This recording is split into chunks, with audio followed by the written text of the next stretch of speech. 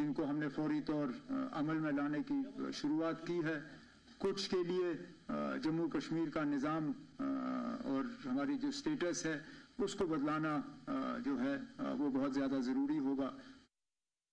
जम्मू कश्मीर का यूटी रहना ये एक टेम्पररी फेज़ है, वक्त की बात है। जम्मू कश्मीर के लोगों ने बढ़ चढ़ के अक्टूबर के इंतखाबात में हिस्सा लिया और हिस्सा लेने के बाद मुल्क की क़यादत ने जम्मू कश्मीर के लोगों की तारीफ की, कहा कि उम्मीद से ज़्यादा लोगों ने इलेक्शन में हिस्सा लिया।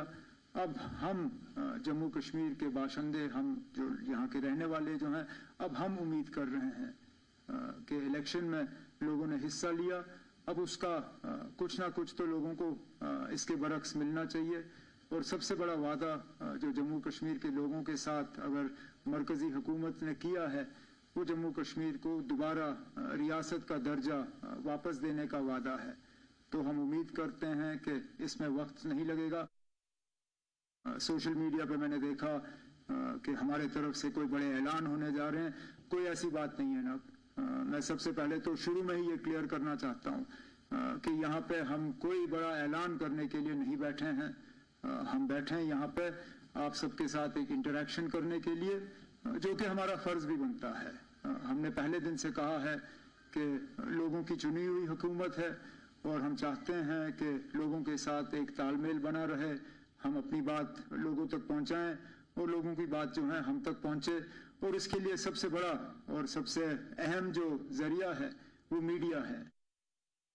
डेवलपमेंट को लेके जो लोगों की उम्मीदें हैं, गवर्नेंस को लेके जो लोगों की उम्मीदें हैं, उन पे उतर आने के लिए हैं। लेकिन हमें इस बात का भी एहसास है कि सबसे बड़ी हमारी जिम्मेदारी अगर है तो वो लोगों के जज्बात और एहसासात का जो है हमें उनका कदर करना होगा और लोगों की जो उम्मीदें हैं, जो एस्पिरेशंस हैं, उनको रियलाइज करना होगा, उन पर उतर आना होगा। इसके अलावा आज भी सीएम उमर अब्दुल्ला ने बिजली बहरान दूर करने पर अपने रद्द-ए-अमल का इजहार किया है और कहा है कि बिजली बहरान दूर करने की हर मुमकिन कोशिश की जा रही है। हालांकि फिलहाल पिछले बरसों के मुकाबले बिजली की फराहमी बेहतर है। किया जा रहा है और पिछले सालों के मुकाबले इस साल बिजली के मामले में बेहतरी है, लेकिन कट्स होते हैं और कोशिश की जा रही है कि शेड्यूल के मुताबिक जो है लोगों को बिजली फराहम किया जाए। कहीं कहीं सिस्टम में जब खराबी आ जाती है तो उसको जल्दी दुरुस्त करने की कोशिश की जाती है। वहीं दूसरी तरफ जम्मू कश्मीर के डिप्टी सीएम सुरेंद्र चौधरी ने अपोजिशन हमले का जवाब दिया है और कहा है कि हम स्टेटहुड की बहाली के साथ हम दीगर वादों पर भी तेजी से काम कर रहे हैं और उम्मीद करते हैं कि इसके लिए हमें लोगों की भरपूर हिमायत मिलेगी। हमेशा पत्थर, आप कौन से कभी सफेदे के पेड़ को पत्थर मारते हुए देखा कोई? जहाँ फल लगता है वहाँ पत्थर मारते हैं। ये नेशनल कॉन्फ्रेंस की वो सरकार है जिसके पास फल है और लोगों का काम कर रहे हैं। अब जिनको नाच ना जाने वो आंगन टेढ़ा, खुद रहे तो खुद किया कुछ नहीं, उसमें तो बड़ी बातें करते थे, उसमें कहते थे टॉफी लेने गए, दूध पीने गए। तो आज वही बात करें, अगर वही लोग हमें आज सिखाएं तो हम उनसे सीखने वाले नहीं। हम जानते हैं क्योंकि हम लोगों से जीत के आए हैं, लोगों ने जिता के भेजा है। हमने लोगों के एक एक आदमी के, अपने जिस कॉन्स्टिट्यूंसियों से आए हैं हमने वहां पे काम किए हुए तब जीत गए। हम किसी वेव के कारण नहीं आए या किसी के कारण नहीं आए। अगर आज नेशनल कॉन्फ्रेंस का एक एक कैंडिडेट जो जीत के आया है वो डॉक्टर फारूक अब्दुल्ला साहब की क़यादत में और उमर साहब की क़यादत में जीत के आया। और यही विश्वास है लोगों को कि नेशनल कॉन्फ्रेंस एक ऐसी पार्टी है जिसकी गवर्नमेंट है वो काम करेगी। तो लिहाजा बाकी जो कहते हैं, जो बोलते हैं, बोलने वाले बोलते रहे, हमें क्या, हमें काम से मतलब है।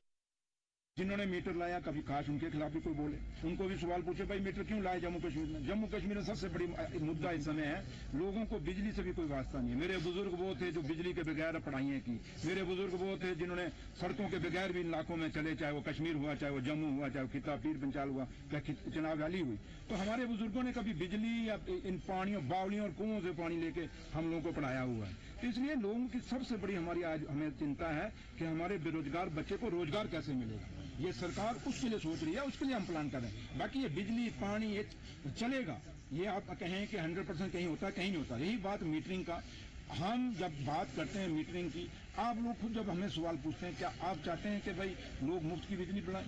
आप चाहते हैं कि क्योंकि मीटरिंग किसकी है? हम क्या कह रहे हैं, मीटरिंग किसकी होनी चाहिए? मीटरिंग में पार्शलिटी नहीं होनी चाहिए। यहाँ क्या हुआ, जो अमीर है उसके घर में मीटर नहीं लगा, जो गरीब है उसके घर में मीटर लग गया, जो 2 बल्ब जगाता है उसके घर में मीटर लग गया, बट जो पूरे एसी चला रहा है, पूरी फैक्ट्रियां चला रहा है, क्रैचर चला रहा है, उनको आपने माफ कर दिया। इसलिए ये सरकार वो बैलेंस करेगी, जो जितनी बिजली जगाएगा, मीटर से डरने की जरूरत नहीं, जितनी बिजली जगाओगे उतना बिल देना ना। जम्मू कश्मीर बीजेपी ने कांग्रेस एनसी पर सख्त तनकीद की है। दरअसल आज बीजेपी हेडक्वार्टर में बीजेपी तर्जुमान अभिजीत जसरोटिया ने मीडिया से बात करते हुए कांग्रेस और एनसी पर हमला किया और बीजेपी से तंजीमी तरीका सीखने की सलाह दी है। जनता पार्टी के अंदर जो भी नेता आता है वो एक इलेक्टेड नेता होता है, ना कि सिलेक्टेड नेता होता है। और मैंने इनको साफ पूछा कि आपकी तो कांग्रेस वर्किंग कमेटी के समय से, जहां पे 13 में से 12 वोटें सरदार वल्लभ भाई पटेल को मिली थी और नेहरू जी को 1 वोट मिली थी, लेकिन वो भी इस देश के पहले सिलेक्टेड प्रधानमंत्री बने, ना कि इलेक्टेड प्रधानमंत्री, क्योंकि देश के अंदर 1950 के बाद पहले चुनाव हुए हैं। तो मैं ये बताना चाहता हूं कि भले कांग्रेस हो, भले नेशनल कॉन्फ्रेंस हो, हमारे संगठन पर से कम एक शिक्षा लेते हुए, हमारे नक्शे कदम पे चलते हुए अपनी पार्टी के अंदर इंटरनल डेमोक्रेसी बनाए और भाई भतीजावाद के चलते, जिसके बाद अगर आप देखें कांग्रेस के अंदर जो है of the Gandhis, by the Gandhis, for the Gandhis, और नेशनल कॉन्फ्रेंस के अंदर of the Abdullahs, by the Abdullahs and for the Abdullahs है। जब आप केवल और केवल परिवार को आगे लेकर चलेंगे तो आप हमारी तरह सबका साथ सबका विकास के फार्मूले पे काम नहीं कर सकते। बहरहाल सीएम उमर अब्दुल्ला और उनकी काबिना की कोशिशों और उनके दावे एक तरफ, लेकिन दूसरी तरफ अपोजिशन लीडरान उमर सरकार को हर महाज पर घेरने की पूरी कोशिश कर रहे हैं। लगातार कह रहे हैं कि सरकार अपना वादा पूरा करने में अब तक नाकाम रही है। इसी कड़ी में पीपल्स डेमोक्रेटिक पार्टी के सीनियर लीडर सैयद तजामुल इस्लाम ने भी सीएम उमर अब्दुल्ला की सख्त तनकीद की है और सीएम पर नेशनल कॉन्फ्रेंस के मंशूर में किए गए वादों को पूरा करने में नाकाम रहने का इल्जाम लगाया है।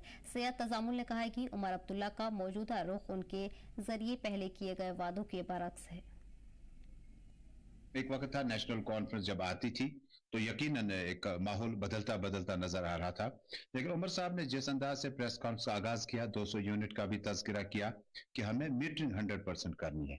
उसके बाद मुझे बताएं कि डाउनटाउन का, सोपोर का, कुलगाम का, जम्मू का आम आदमी जो दिन में रैली लगाकर मजदूरी करता है वो कहां से मीटर लगाएगा? तो उसके बाद 200 यूनिट में उसको हफ्ते में चले जाएंगे, बाकी 3 हफ्ते का पैसा कौन देगा? यकीन देखिए ये आसान है, मैं अपोजिशन में हूं, मेरे लिए कहना आसान है, लेकिन आम लोगों को समझना पड़ेगा कि उमर अब्दुल्ला साहब ने जो वादे, जो स्टैंड, पॉलिटिकल स्टेमिना जो हमने देखा था 370, 35 से बिजली पर, रसोई गैस की किल्लत पर, सियासी कैदियों पर, बाकी जगहों पर जिस तरह से उमर अब्दुल्ला साहब ने नेशनल कॉन्फ्रेंस के नायब सदर की हैसियत से जो पब्लिक ओपिनियन तैयार की थी, वो उमर अब्दुल्ला नजर नहीं आए। हालांकि गवर्नमेंट में कंपल्शन आपको है, लेकिन मुझे यकीन है कि उमर अब्दुल्ला साहब का ये 3रा महीना, जिस तरह से कहा कि उनके पास 4 साल और 10 महीने हैं। मुझे लगता है कि एक वजीर आला को अपने दिन नहीं गिनने हैं, वजीर आला को यह देखना है कि आज वो कितना कर पाया। वहीं लंगेट एमएलए शेख खुर्शीद ने भी सीएम उमर अब्दुल्ला पर सख्त तनकीद की है। उन्होंने बिजली की फराहमी का मुद्दा उठाते हुए कहा है कि नेशनल कॉन्फ्रेंस अपनी जिम्मेदारियों से भाग रही है। उन्होंने कहा है कि अवाम को धोखे में रखना सरासर गलत है और सीएम को अपने वादे पूरे करने में नाकाम रहने के लिए आवाम से माफी मांगनी चाहिए। ऑनरेबल सीएम साहब की उसमें जो उसके बाद जो उन्होंने स्टेटमेंट दिया कि 200 यूनिट बिजली जो है वो लोगों को मीटर लगने के बाद दे देंगे, ये सरासर एक धोखा है। जिस वक्त नेशनल कॉन्फ्रेंस ने और उमर साहब ने जिस वक्त जो मैनिफेस्टो जो उन्होंने मरतब किया, क्या उस वक्त उनको मालूम नहीं था कि यहाँ पे मीटर्स नहीं लगे? और सेकंड, मीटर कौन लगाएगा? मीटर लगाना किसका काम है, किसकी जिम्मेदारी है? हम मीटर्स के खिलाफ नहीं है, तो आप लगाइए मीटर, कितना टाइम आपको लगेगा? ये कहना कि अभी मीटर नहीं लगे हैं, ये बिल्कुल अपनी जिम्मेदारियों से जो है इस वक्त नेशनल कॉन्फ्रेंस और सरकार भाग रही है। अगर आपको लगता है कि आपकी मरकज के सामने नहीं चलती, अगर आपको लगता है कि आप इस वक्त बेबस हैं, तो पब्लिकली आइए, लोगों से माफी मांगिए और लोगों को कहिए कि हमें जो है हमारी जो है आगे मरकज के सामने नहीं चलती। इस दौरान सीएम उमर अब्दुल्ला की प्रेस मीट पर BJP senior leader Sunil Sharma के बाद बीजेपी तर्जुमान अल्ताफ ठाकुर ने भी हमला किया है और प्रेस मीट को फ्लॉप शो बताया है। उन्होंने कहा है कि सीएम उमर ने खुद ही अपनी पॉलिसीज और इलेक्शन से पहले दिए गए बयानों पर घुटने टेक दिए हैं।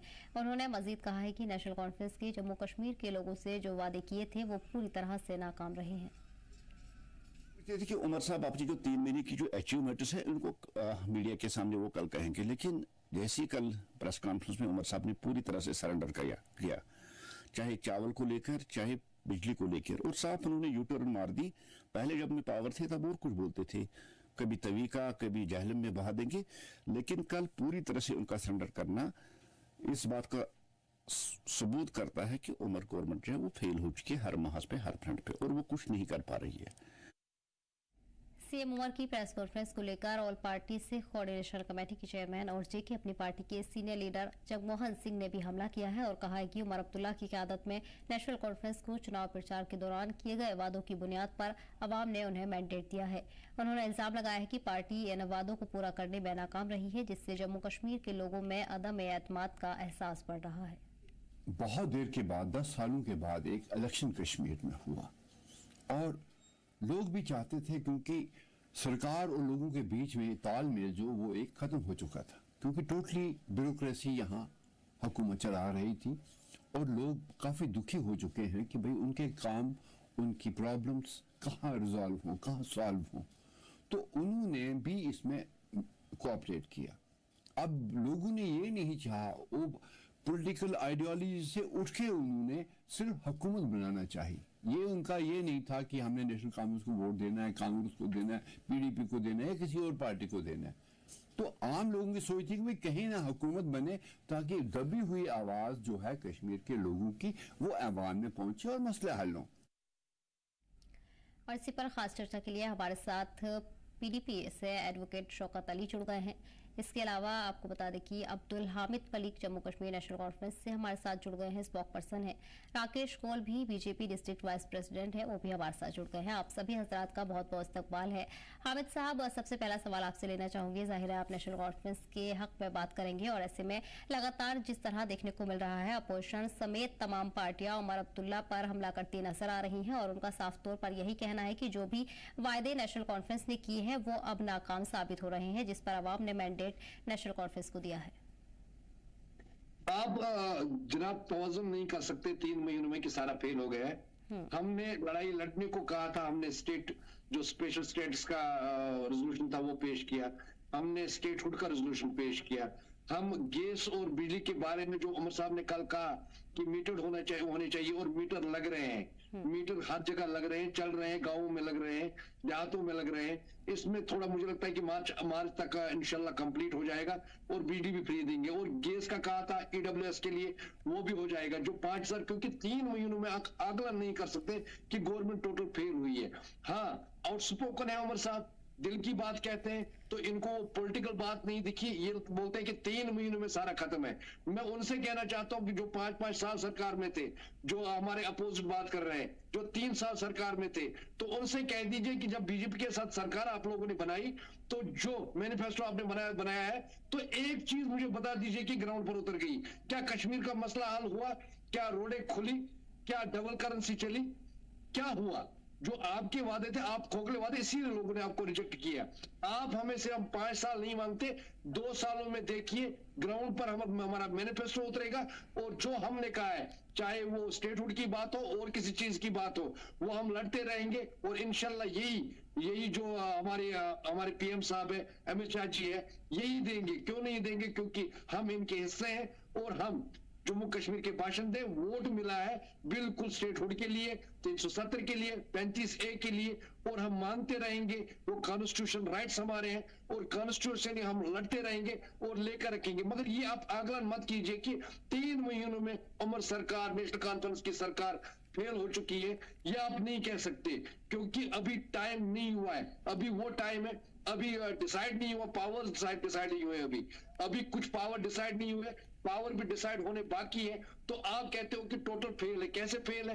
रेजोल्यूशन पास की, चाहे वो स्टेटहुड की हो या स्पेशल स्टेट्स की हो, हमने बोल दिया, टाइम बाउंड तो दे दिया कि मार्च से हम बिजली का देख लेंगे, बिजली 200 यूनिट्स फ्री कर देंगे।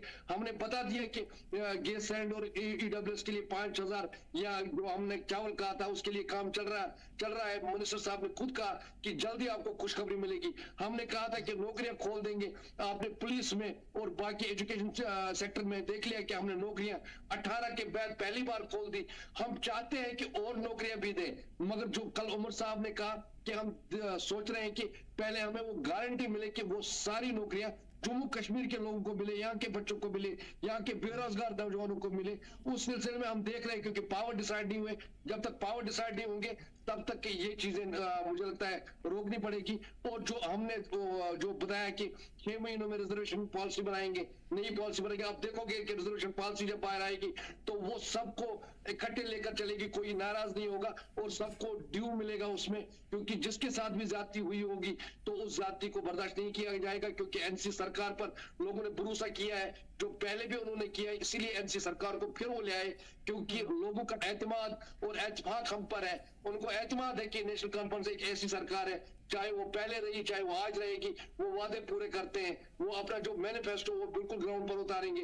और ये देख लेना है कि आप 2 साल में एक एक चीज मैनिफेस्टो की ग्राउंड पर उतरते हुए देखोगे, क्योंकि ये आप बौखलाए हुए जो अपोजिशन पार्टी है, ये बौखलाई हुई है कि इनको पता है कि मैनिफेस्टो पूरा ग्राउंड में उतरेगा तो हमारी सियासत खत्म हो जाएगी। बिल्कुल ठीक है। आमिर साहब, बीजेपी की तरफ से राकेश जी का रुख कर लेते हैं। राकेश जी, सबसे पहले तो कितना मुतासिर आप हामिद जी की बात से नजर आ रहे हैं, क्योंकि बीजेपी सख्त अपोजिशन में है और बीजेपी की तरफ से कई बार सवाल उठाया जा चुका है। ऐसे में क्या आप ये मानते हैं कि 3 महीने का समय बहुत ही कम है सरकार के कामों पर सवाल उठाने के लिए, या फिर 3 महीने में जो भी काम नेशनल कॉन्फ्रेंस ने किया है वो उनके वायदों के मुताबिक है? धन्यवाद मैडम। नेशनल कॉन्फ्रेंस के मेरे भाई ने जो कह दिया आपको अभी जी, इनका कुछ जो मैनिफेस्टो इनको वो नहीं पाए, इनकी बात में रिपीट करना चाहती हूँ। रास्ते नहीं खुले, करेंसी नहीं बदली। आपने ये जवाब सुना इनके नेशनल कॉन्फ्रेंस, इनका तो असली रोल यही है कि रास्ता कब खुलेगा। अब दूसरा रास्ता, मैं इसमें टिप्पणी नहीं करना चाहता हूँ, करेंसी का बदली उन्होंने ये वादे किए थे, ये वादे भारतीय जनता पार्टी ने कभी नहीं किए थे, न करेंगे।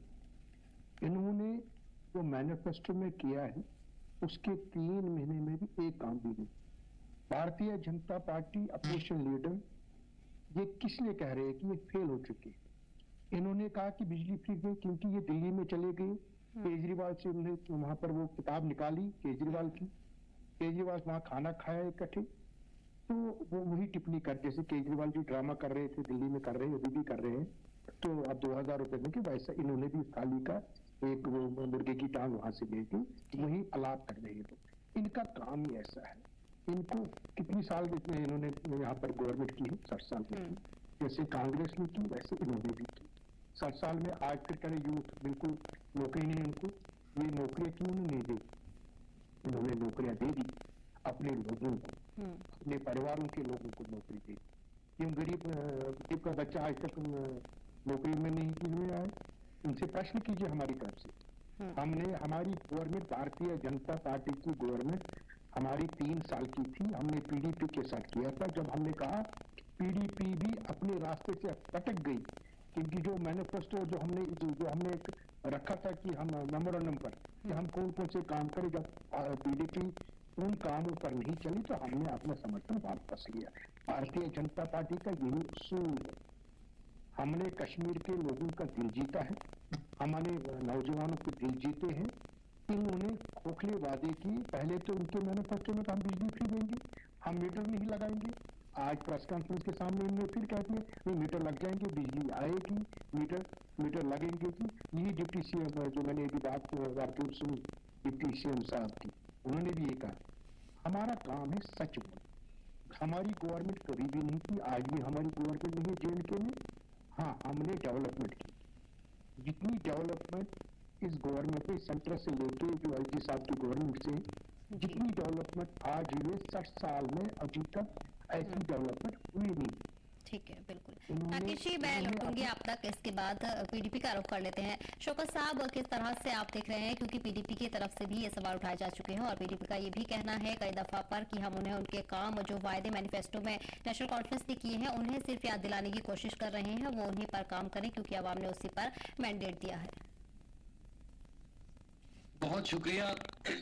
देखिए, जहां तक सरकार बनने की और मैनिफेस्टो की बात है, मैं याद दिला दूं नेशनल कॉन्फ्रेंस के जो हमारे साथी यहाँ बैठे हैं जी,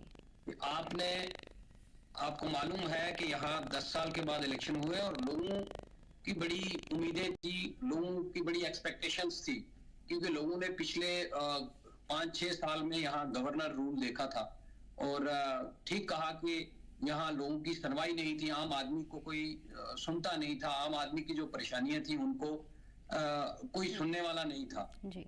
तो लोगों ने बड़ी उम्मीद के साथ एक ही पार्टी को मैंडेट दिया। खास करके मैं बात करूं नेशनल कॉन्फ्रेंस को 42 सीटें, उन्होंने भी नहीं सोचा होगा कि हमें 42 सीटें मिल जाएंगी और हम जो हमारे जो मैनिफेस्टो है उसको हम एग्जीक्यूट कर पाएंगे। बदकिस्मती इसी बात की है कि इलेक्शन में जो नेशनल कॉन्फ्रेंस ने लोगों के साथ वादे किए, वो इलेक्शन का दौर था, लोगों को लुभाने के लिए उनका जो उनके जो वादे थे वो लोगों ने उन पर यकीन किया और लोगों ने ताकत भी दी। लेकिन जैसी सरकार बन गई, इनका सबसे पहला वादा कि इन्होंने कहा हम असेंबली में रेजोल्यूशन पास करेंगे कि यहाँ स्पेशल स्टेटस 370 जो है उसको रिस्टोर किया जाए, और पूरे तरीके से उसमें ये नाकाम रहे। इनकी हिम्मत नहीं हुई कि ये 370 वर्ड अपने रेजोल्यूशन में लिख के उसको पास करवाते। 370 पे रेजोल्यूशन लाया तो वो हमने लाया, जब हमने लाया तो ये मजबूर हो गए और इन्होंने एक रेजोल्यूशन लाया जिसमें ये लिखा हुआ था कि जो स्पेशल स्टेटस छिन गया उसके रिगार्डिंग यहाँ के इलेक्टेड लोगों के साथ डायलॉग शुरू करें। ये नहीं कहा कि यहाँ 370 की बहाली हम चाहते हैं, उसका ये रेजोल्यूशन है। वो इनकी हिम्मत नहीं हुई, एक चीज।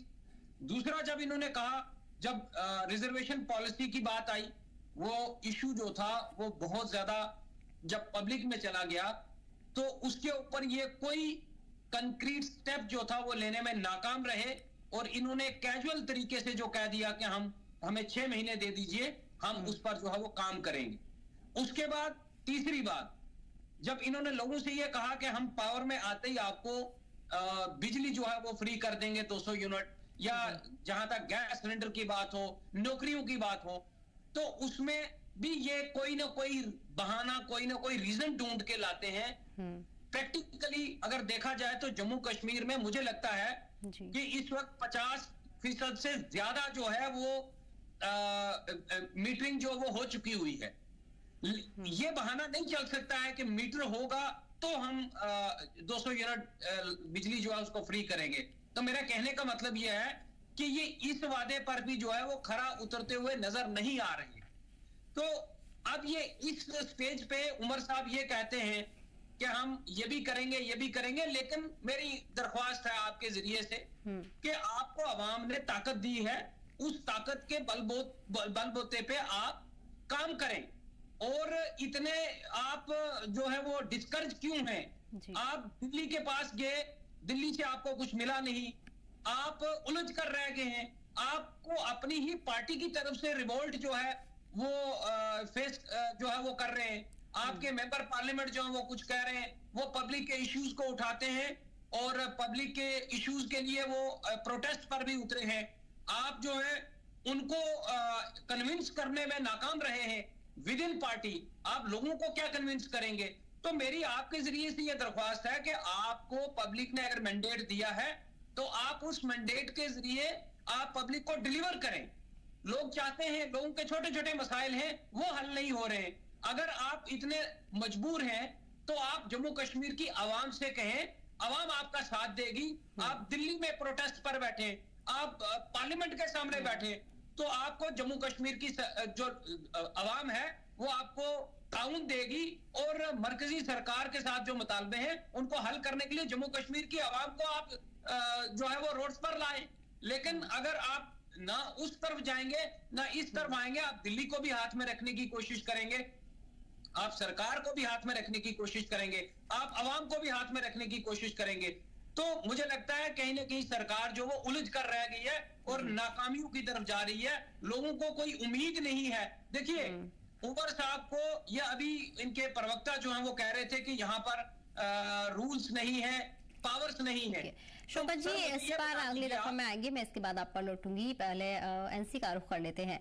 हामिद जी, जिस तरह से आप भी दिख रहे हैं कि चारों तरफ से सवाल नेशनल कॉन्फ्रेंस पर अब काम को लेकर उठाए जा रहे हैं, क्योंकि जाहिर है अवाम की भी उम्मीदें हैं और जो भी वादे नेशनल कॉन्फ्रेंस ने किए थे वो बड़े वादे हैं और उनको पूरा करने का अवाम इंतजार कर रही है और अपोजिशन भी वहीं पर सवाल उठा रहा है। ऐसे में अब सबसे पहला वादा जिसको पूरा करने की नेशनल कॉन्फ्रेंस बात कर रही है वो 370 है, लेकिन वो नाकाम बताया जा रहा है। PDP से शौकत जी कह रहे हैं कि वो रेजोल्यूशन तो उन्होंने लाया था और मजबूर मजबूर होकर नेशनल कॉन्फ्रेंस को ये करना पड़ा? नहीं, वो तो हमें पता है कि कौन किसका एजेंडा चला रहा है। पहले मैं अपने भाई बीजेपी प्रवक्ता को कह दूं कि जो कहते हैं कि वादे ये निभाते नहीं है, मैं उनको कह दूं कि आपने भी 2 करोड़ नौकरियों का वादा किया था, आपने भी 15 लाख कहा था, आपने भी बेरोजगारी के लिए इतना कुछ कहा था, आपने भी एमएसपी कहा था, आपने किसान क्रेडिट लोन वेव ऑफ करना कहा था, क्योंकि आपके मैनिफेस्टो में लिखा है, तो आपने पूरी की। वो आपने कहा था कि पेट्रोल 35 रुपए मिलेगा, आप डीजल 25 रुपए मिलेगा, गैस सिलेंडर 300 रुपए में मिलेगा। सुमित्रा ईरानी जो रेस्पेक्टेड वुमेन है, तो वो तो रोज वो सिलेंडर लेकर जंतर मंतर पर और कहीं रोज खड़ी होती थी, तो क्या वो चीजें कम हुई? तो जब बात आती है पीडीपी को कहता जाऊं कि जब बीजेपी के साथ सरकार बनाई तो वो वादे देख लीजिए, वो मैनिफेस्टो देख लीजिए, वो कॉमन मिनिमम प्रोग्राम देख लीजिए, उनमें से इन्होंने कितना ग्राउंड पर लाया। मैं फिर कहता हूं कि 3 महीनों में आप ये नहीं बता सकते हो कि हमारी सरकार फेल हुई है। मैं फिर कहना चाहता हूं, ये बौखलाहट है। इनको पता है कि हमारी सरकार बिल्कुल डिलीवर करेगी, एक एक चीज डिलीवर करेगी जो मैनिफेस्टो में लिखा है। तो इनको यही ध्यान है कि हमारी सियासत उस दिन खत्म हो जाएगी जब वो एक एक चीज डिलीवर करेगी, क्योंकि हमें 2029 में भी सरकार बनानी है। हम क्यों नहीं वो मैनिफेस्टो डिलीवर करें जो हमारे पास था। रही बात प्रोटेस्ट की, सड़कों पर आने की, वो एनसी की आदत नहीं रही है। एनसी कभी नहीं उलझाएगी लोगों के, क्योंकि लोगों ने मैंडेट हमें दिया है लड़ने के लिए, लोगों ने अपने रिप्रेजेंटेटिव चुने, हमें लड़ना पड़ेगा। कैसे लड़ना पड़ेगा? दिमाग से लड़ना पड़ेगा। हम सड़कों पर बच्चों को नहीं ला सकते, उनको मरवा नहीं सकते, उनके ऊपर एफआईआर दर्ज नहीं करवा सकते।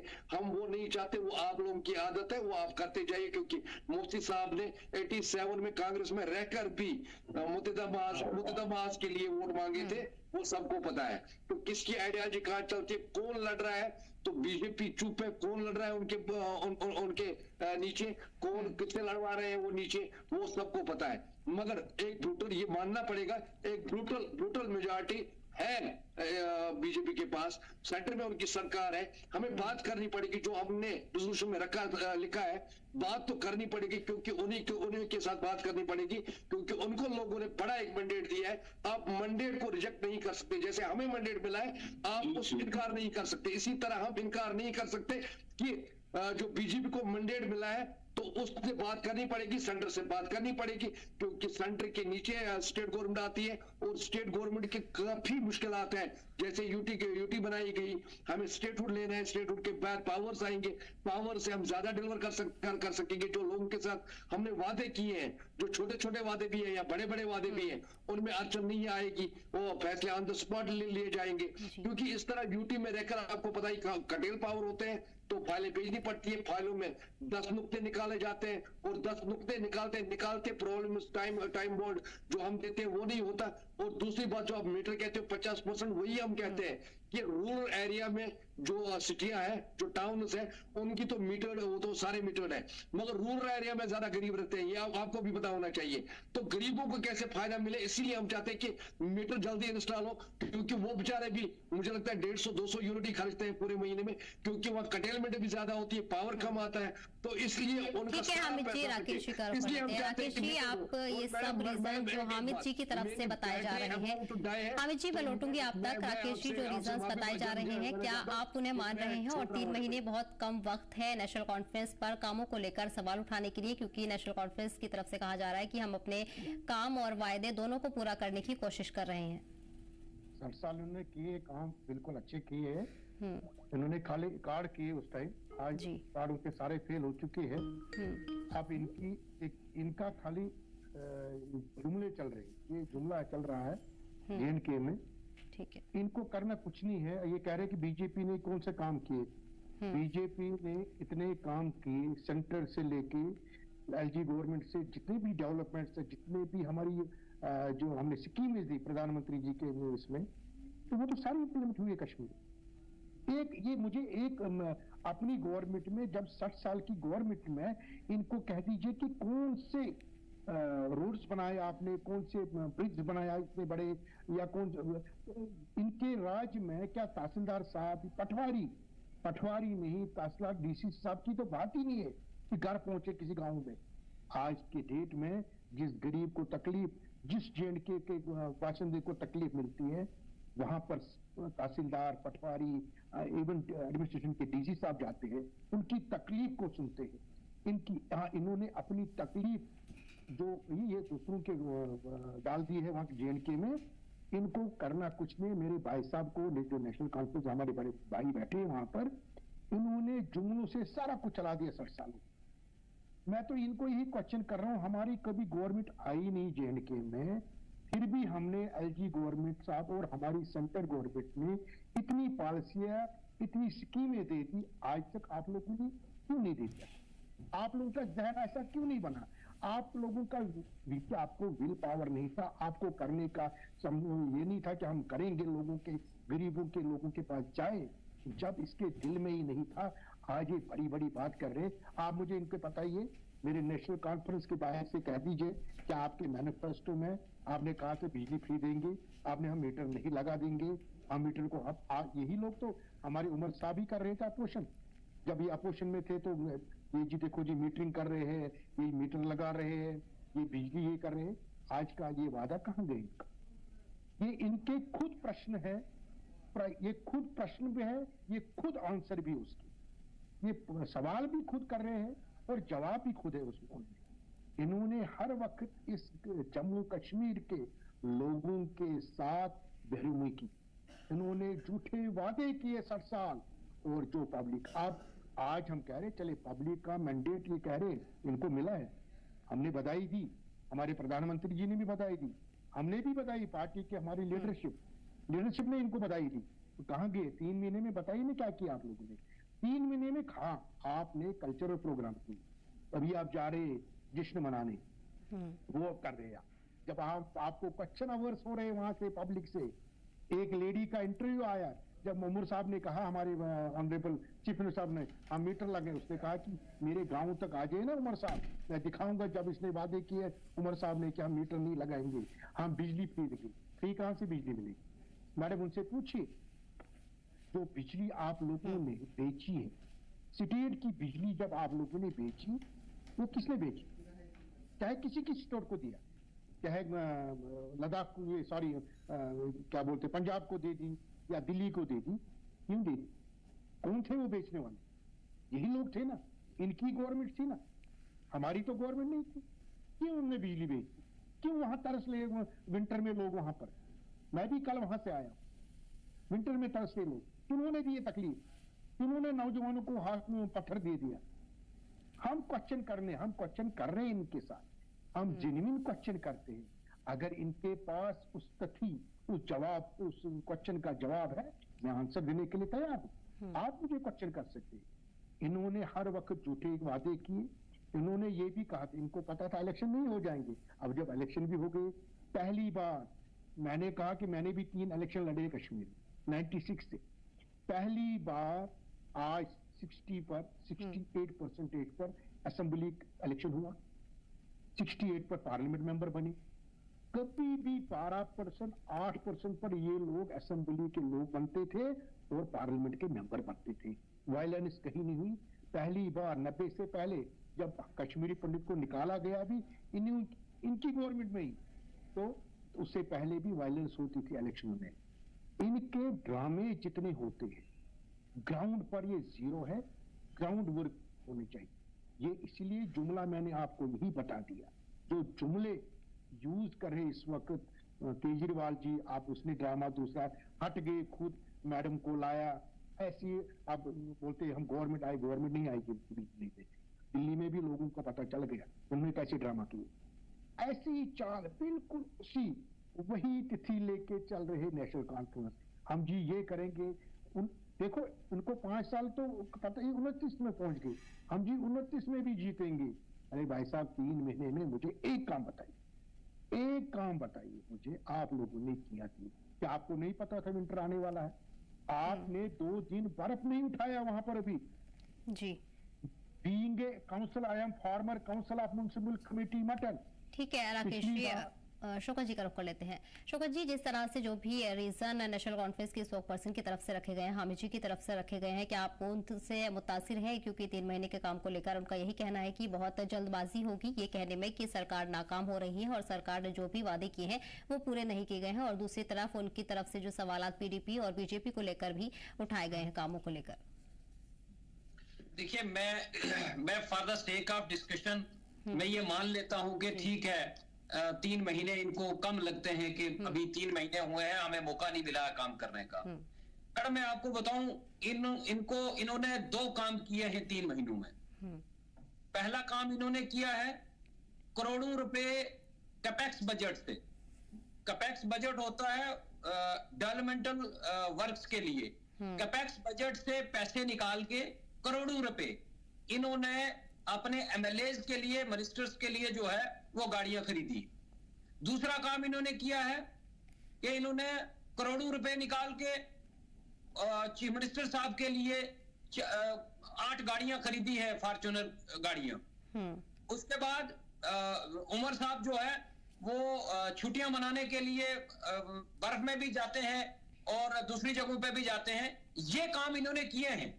इनके लिए इनके पास रूल्स भी थे, इनके पास पावर्स भी थी, लेकिन जम्मू कश्मीर के लोगों ने जिन्होंने मैंडेट दिया है उनके लिए एक काम करने के लिए भी इनके पास ना फुर्सत है और ना ही इनके पास रूल्स है और ना ही इनके पास पावर्स हैं। अब देखिए ये कामकाज की बात करते हैं। मैं ये कहना चाहता हूं कि आप पब्लिक को ऐसा यकीन तो करवा सकते हैं कि एक काम आप करके पब्लिक को यकीन करवा सकते हैं कि हमने एक काम आपके लिए 3 महीने में किया है।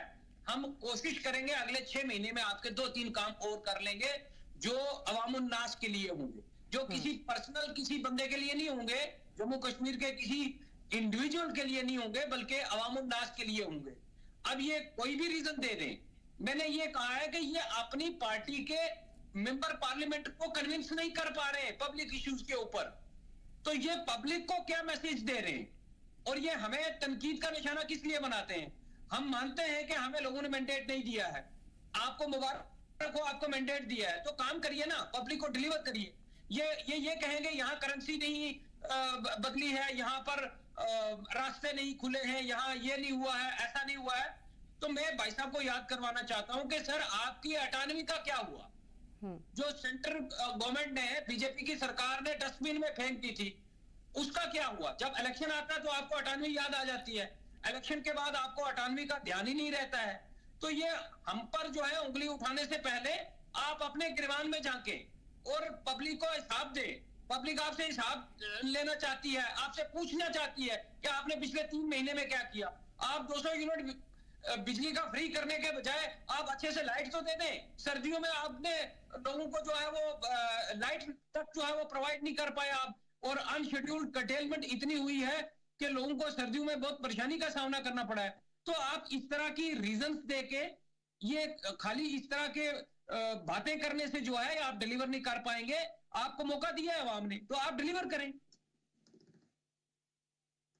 राकेश जी, आपका रुख करना चाहूंगी। जिस तरह से शौकत जी ने ये जिक्र यहाँ पर किया है, उन्होंने कहा कि करोड़ों की जो गाड़ियां खरीदी गई हैं वो खरीदी गई हैं, जो कि कहीं ना कहीं मुनासिब अभी नहीं समझ आ रही है, क्योंकि आवाम अपने वायदों को हल करने का जो इंतजार है वो आवाम की तरफ से किया जा रहा है। दूसरे छुट्टी मनाते भी सीएम उमर अब्दुल नजर आ रहे हैं, जहाँ उनको मसलों पर बात करनी है और मसलों को आवाम के हल करना है। दूसरी तरफ आप भी जानते हैं कि लगातार नेशनल कॉन्फ्रेंस की तरफ से ये बयानात आते हैं कि एक एजेंडे के तहत और उनके काम पर सवाल उठाए जा रहे हैं। लेकिन अब आप क्या कहेंगे कि ऐसा क्या नेशनल कॉन्फ्रेंस को अब हाल ही में करना चाहिए कि आवाम को भी ये लगे कि हाँ उनके लिए काम हो रहा है और सही पार्टी को उन्होंने मैंडेट दिया है?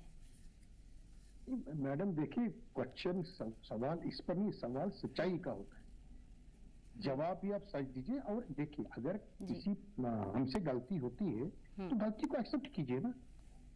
खाली झूठ कितनी बार आप झूठ में रखोगे कश्मीर के लिए? बिल्कुल बात ठीक है। मैंने भी ये कहा, हमारे पीडीपी के जो भाई साहब बैठे उन्होंने कहा कि ये रास्ते खुलाने हो। मैं इसीलिए इनको क्यों क्वेश्चन करना।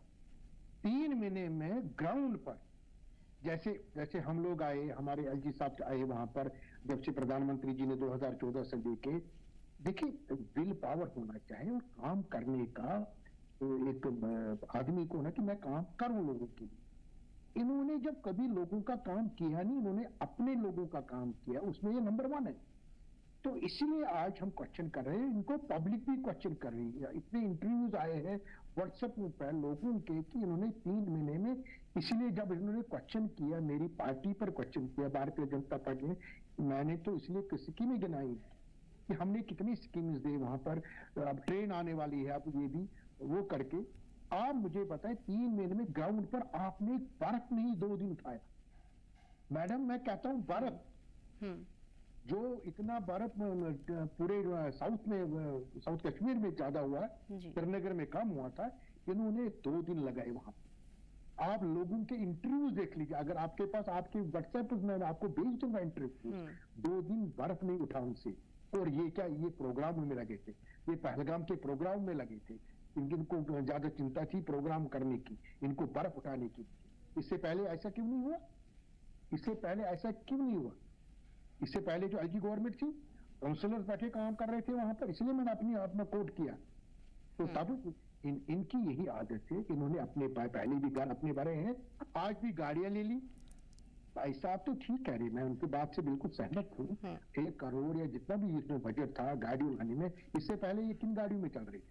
इनके पास गाड़ियां नहीं है, गिनाऊं सबकी घर, अल्ताफ कुल्लू सब की गाड़ी गिनाऊं, हमारे शांगस के उनकी गाड़ी गिनाऊं कितनी उनके असेंबली मेंबर के पास, हर एक असेंबली मेंबर के पास मुझे सारा लिस्ट है किनके पास पहले गाड़ियां, और वो नहीं 1, 2, हमारी नहीं, मेरी अपनी गाड़ी। अगर क्या ये 1 महीने 3 महीने या 4 महीने पहले अपनी गाड़ी में नहीं चल सकते? तो ये किसी गोया कि इनको याद पड़ा पहले हम अपने असेंबली मेंबरों को गाड़ियां लाई। ये भी काम इन्होंने अपने लिए किया है, लोगों के लिए क्या किया? अगर भाई साहब मैनिफेस्टो में इन्होंने रखा है कि बिजली फ्री देंगे, पहले कहां से देते? क्यों झूठ बोला कश्मीर के लोगों ने आपको मैंडेट दिया, आप ग्राउंड पर दिखाइए। जब ये क्वेश्चन हम लोगों से करते हैं, भारतीय जनता पार्टी से करते हैं, हमारा भी दायित्व बनता है इनको क्वेश्चन करें। 3 महीने में मैं अपने नेशनल कॉन्फ्रेंस के भाई साहब को कहना चाहता हूं, मुझे एक चीज बताइए क्या किया? क्या 2 दिन के बाद बर्फ नहीं उठाया आप लोगों ने? उसी दिन तो बर्फ नहीं उठाया जी। आप मुझे बताइए ना, एक काम 3 महीने में किया उन्होंने। किसके घर में गए, कहां देखा कि तकलीफ हुई है? बर्फ से कोई गाड़ी बंद मत हुआ? क्या कोई असेंबली मेंबर बाहर निकला? आपने रोडों पर असेंबली मेंबर जितने भी है बाहर निकले बर्फ में? ये क्योंकि ये वहां थे ही नहीं, ये सारे जम्मू में थे, ये सारे जम्मू में होते। 6 महीने आईआईसी करते, ये 60 सालों के आईआईसी थोड़ी इनको ये छोड़ेंगे। इसलिए जो हमारी भारतीय जनता पार्टी है, गरीबों की पार्टी है, घर घर जाती है, विंटर में भी वहां बैठती है, लोगों के दर्दों को समझती है। हमने अपने यूथों के दर्द को समझा कि उनकी तकलीफ क्या है, इन्होंने गन क्यों लिया हाथ में, इन्हीं लोगों की वजह से गन भी लिया। इनको मतलब माफ करने वाला, क्योंकि हम सल्यूट करते हैं मैंडेट को, हम सल्यूट करके आज पब्लिक ने कहा कि हम मौका देंगे, उनको मौका बहुत बार मिला, आज फिर पब्लिक ने दिया। आप उतरे ना ग्राउंड पर, काम करके दीजिए ना, आप गिनतियां मत करो। भाजपा ने क्या किया, भाजपा ने जो किया हम तो बोल रहे, हम तो ओपन किताब है, हमारी बंद किताब तो नहीं है, हमारी ओपन किताब है through out India, not only in JNK, through out India. आप 26 तारीख का इंतजार कीजिए, आप 26 तारीख इंतजार वंदे भारत जारी है वहां पर। हमारा ये काम है, हमारा काम है डेवलपमेंट का, हमारी जो पॉलिसी है डेवलपमेंट, लोगों के पास जाना, गरीब को उठाना। जिस गरीब को उन्होंने JNK में दबा के रखा, उसमें भी इनको रीजन में बताऊं, इनके गरीब का बच्चा कभी इनके पाले नहीं नीचे होता था, क्योंकि वो IAS नहीं बनना चाहता। यही लोग उसको बोलते थे गरीब ही रहना चाहिए। इस गरीब के बच्चे को नरेंद्र भाई मोदी जी, हमारे ऑनरेबल प्रधानमंत्री जी ने उनको उठा दिया, उनको दिखाया ये हमारा भारत देश कितना बड़ा है, और काम करके दिखाया, डेवलपमेंट करके। सबकी सब नौकरियां नहीं मिलनी चाहते, वो नौकरियां भी इन्होंने छीनी। नौकरियां हर एक को नहीं मिलती है, गवर्नमेंट नौकरियां। आज ऐसी स्कीम्स आई है, आज ऐसी कंपनीज आई है जहां पर 50, 100, 200 बच्चे हमारे जम्मू कश्मीर के उपयोग होंगे। ठीक है राकेश जी, मैं आपका रुख करूंगी। शौकत जी, कितने मुतासिर हैं आप राकेश जी की बातों से? और दूसरी, आप एडवोकेट हैं, आपसे भी जानना चाहूंगी, जिस तरह से नेशनल कॉन्फ्रेंस की तरफ से ये कहा जा रहा है कि जब तक स्टेटहुड नहीं मिलता, इस तरह के जो मुद्दे हैं, बिजली की 200 यूनिट की फराहमी हम फ्री करेंगे आवाम को, दूसरा सिलेंडर को लेकर भी वादे किए गए हैं, तो क्या ये वादे महज आवाम को लुभाने के लिए, या फिर उनकी खास जरूरत है इस तौर पर किए गए थे मैंडेट लेने के लिए, या फिर जो उनकी तरफ से ये कहा जा रहा है कि स्टेटहुड पहले हमें मिल जाए, उसके बाद हम इस तरह के वायदों को पूरा करने में कामयाब होंगे? देखिए मैडम, जो स्टेटहुड का इशू है वो तो सारी पॉलिटिकल पार्टीज यही कहती हैं कि जम्मू कश्मीर को स्टेटहुड का दर्जा वापस मिलना चाहिए। इवन बीजेपी खुद ये कहती है कि हम एप्रोप्रिएट टाइम पे जम्मू कश्मीर में जो है वो स्टेटहुड का दर्जा जो है वो वापस करेंगे, रिस्टोर करेंगे उसको। तो नेशनल कॉन्फ्रेंस का ये कहना जो है ये कोई नई बात नहीं है। और अगर स्टेटहुड वापस नहीं आ रहा है या उनको लगता है कि कहीं से नाउमीदी है यूनियन गवर्नमेंट की तरफ से, तो मेरा ये कहना है कि आपको सबसे पहले तवज्जो उसी चीज पर देनी चाहिए। और अगर आप नाकाम रहे हैं, पहले तो ये है, ये आपकी ड्यूटी बनती है, आप अपनी कैबिनेट के साथ आप दिल्ली में जाके प्रोटेस्ट पर बैठिए, आप यूनियन गवर्नमेंट को लिखें, यूनियन गवर्नमेंट से बात करें ताकि यहाँ स्टेटहुड जो है वो रिस्टोर हो जाए आपके वादे के मुताबिक।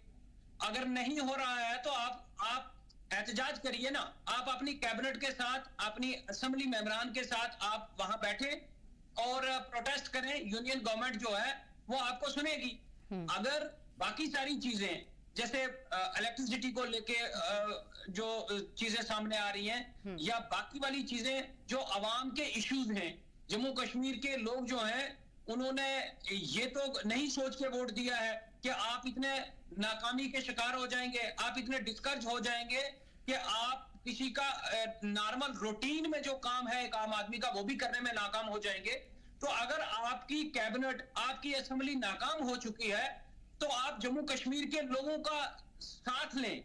जम्मू कश्मीर के लोग आपके साथ हैं, जिन्होंने मैंडेट दिया है वो आपके साथ रहेंगे। आप जाए ना, दिल्ली में बैठे प्रोटेस्ट करें, आप यूनियन गवर्नमेंट के सामने प्रोटेस्ट करें और आपने देखिए अवाम जो है वो चाहती है कि हमारे इश्यूज को जो है वो रिजॉल्व किया जाए। अब आपको देखना है कि आपको तरीका क्या अपनाना है। अगर आपकी असेंबली जो है वो नाकाम रही है, आपकी कैबिनेट नाकाम रहती है, तो लोग इंतजार नहीं ना करेंगे। लोगों को अपने मसाइल का हल चाहिए। अब मसाइल का हल करने का तरीका जो है वो सरकार को ढूंढना है। तो सरकार अगर किसी चीज में नाकाम होती है तो अवाम की तरफ से, अवाम के पास ये वोट देने का भी अगर हक है तो उनको सवाल पूछने और अपने मसाइल का हल जो है वो भी पूछने का हक है।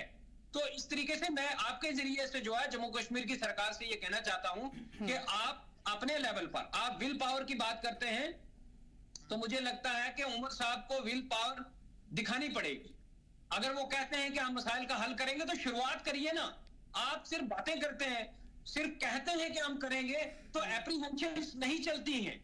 सरकार में आपको रहकर जो है वो आवाम को डिलीवर करना पड़ेगा, जो मसाइल हैं उनको हल करना पड़ेगा, लोगों को सुनना पड़ेगा। आप इतने बर्निंग इश्यूज हैं, आप स्टूडेंट्स की बात कर लीजिए, आप पढ़े लिखे नौजवानों की बात कर लीजिए, आप यहाँ की महंगाई के बारे में बात कर लीजिए, यहाँ की आप लैंड की बात कर लीजिए, और ये बहुत सारे ऐसे मसाइल हैं जो हर रोज के मसाइल हैं आवाम के। तो इनको हल करने के लिए आपको कुछ ना कुछ तो शुरुआत तो करनी पड़ेगी। अभी तक तो कोई शुरुआत नहीं हुई है। तो उम्मीद करते हैं कि जम्मू कश्मीर की सरकार जो है वो लोगों के मसाइल को मद्देनजर रख के काम करेगी। और मैं साथ में एक चीज और जोड़ना चाहता हूं कि जम्मू प्रोविंस के लोगों ने बीजेपी को 28 सीटें दे दी। बदकिस्मती से एक सीट जो वो खाली हो गई। 28 सीटें बीजेपी के पास है। और जो रिसेंटली असेंबली हमारी में अजलास हुआ, उस अजलास में बीजेपी का क्या रोल रहा वो भी लोगों के सामने है। तो मेरा उनसे भी ये दरख्वास्त है कि आप भी जरा अपोजिशन का रोल करें। अपोजिशन का रोल ये होता है, अगर सरकार कहीं नाकाम होती है तो अपोजिशन अगर स्ट्रांग हो तो लोगों को जो है वो उनके मसाइल का हल मिलता है। लेकिन आपकी तरफ से भी अभी तक कोई शुरुआत नहीं हुई है। तो आप दोनों को, चाहे वो सरकार वाला हम देखें हिस्सा या हम अपोजिशन का हिस्सा देखें, आप दोनों को जो है वो आवाम को डिलीवर करना पड़ेगा। जी ठीक है शौकत जी। राकेश जी, आपसे भी बीजेपी सख्त अपोजिशन में है और भारी वजन बीजेपी में भी है, क्योंकि ये नेशनल कॉन्फ्रेंस के बाद सबसे ज्यादा सीटों वाली पार्टी है, जाहिर है। और आपसे भी दरख्वास्त शौकत जी ने करती है कि अपोजिशन का रोल आप भी अच्छे तरीके से निभाएं। लेकिन ऐसे में आपसे ये भी जानना चाहूंगी कि स्टेटहुड को लेकर जो रीजन नेशनल कॉन्फ्रेंस की तरफ से दिया जाता है, क्या वो वाकई नजर आ रहा है या फिर उतनी जद्दोजहद करती तो नेशनल कॉन्फ्रेंस नजर नहीं आ रही है कि स्टेटहुड चाहिए तो चाहिए ही? देखिए मैडम, स्टेटहुड के बारे में तो मैं क्या टिप्पणी करूं।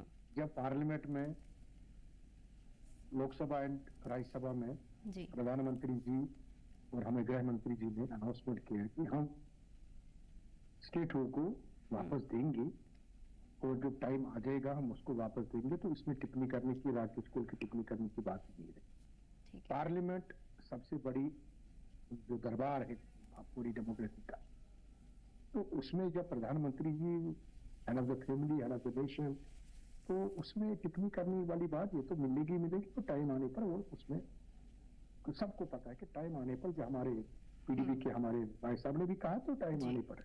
अब रहा दूसरा क्वेश्चन ने किया कि क्वेश्चन अपना बिल्कुल हमारा मैंडेट मिला 29 का, हमारा एक स्वर्गीय हमारे राणा साहब नहीं रहे सही से इस वक्त हमारे पास, हम कभी भी कंप्रोमाइज गलत पर नहीं करें,